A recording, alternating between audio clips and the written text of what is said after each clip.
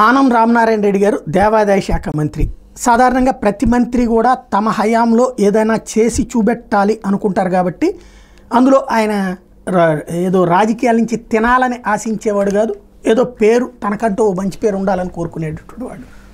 అందుకనినే అలాంటి వాతావరణం లేదని చెప్పి వైసీపీని విభేదించి మొదట్లో నుంచి దూరంగా ఉన్నటువంటి మనిషి. కాబట్టి ఆయనకి ఒక మంచి కాన్సెప్ట్ ఏంటంటే, గుళ్ళల్లో మనకి రాష్ట్రంలోని ప్రధాన ఆలయాల్లో చంద్రబాబు గారి టైంలో కిందసారి ఒక ముద్ర వేసుకున్నారు ఆయన.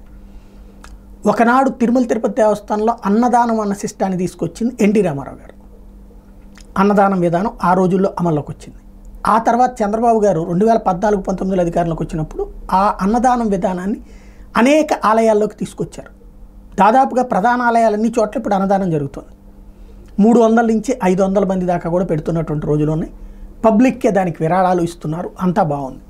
ఇప్పుడు అట్లాంటిదే అల్పాహార విధానాన్ని తీసుకొస్తే బాగుంటుంది. అల్పాహారం అలాగే ఉచిత ప్రసాదం ప్రతి గుళ్ళో కూడా, దుర్గ గుళ్ళో ఒక ప్యాకెట్ పులిహార ఫ్రీ, కొనుక్కునే మిగతాయి కొనుక్కోమనండి, ఓ ప్యాకెట్ పులిహార మాత్రం ఫ్రీ ఇవ్వండి. తిరుమలలో కొండ మీద దర్శనం పూర్తయ్యాక బయటకు వచ్చేటప్పుడు మనకు అంత చేతిలో ఇది ఇస్తారు, లడ్డు అయినా ఇస్తారు, లేకపోతే తినడానికి అది ఇస్తారు. మిగతా అది ఉచిత లడ్డు అన్నట్టు, ఇదే లడ్డూలు డబ్బులు పెట్టి కొనుక్కుంటాం.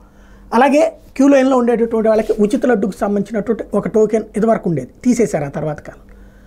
తిరుమలలోనూ ఒక ఉచిత లడ్డు ప్రతి ఒక్కళ్ళకి, ఆ పైన మిగతా దానికి రేట్ వసూలు చేసుకోండి. అట్లాగే ఈ సిస్టమ్ కరెక్ట్గా ఉండాలి. ఏదైతే ప్రతి గుళ్ళో కూడా ఒక ప్రసాదం, ఒకటి ప్యాకెట్ ఒక లడ్డూను ఉచితంగా ఇచ్చి మిగతా వాటికి డబ్బులు పెట్టుకోండి. ఇది ఒక ఆస్పెక్ట్. అట్లాగే ప్రతి ఆలయంలో కూడా అల్పాహారం ఉదయం పూట్ల సాయంత్రం పూట్ల ఓ 10 రూపాయల్లోనూ 20 రూపాయల్లోనూ అల్పాహారం ఉండేటట్టు చేయగలిగితే భక్తులకి బెనిఫిట్, లైఫ్ లాంగ్ గుర్తుపెట్టుకుంటారు.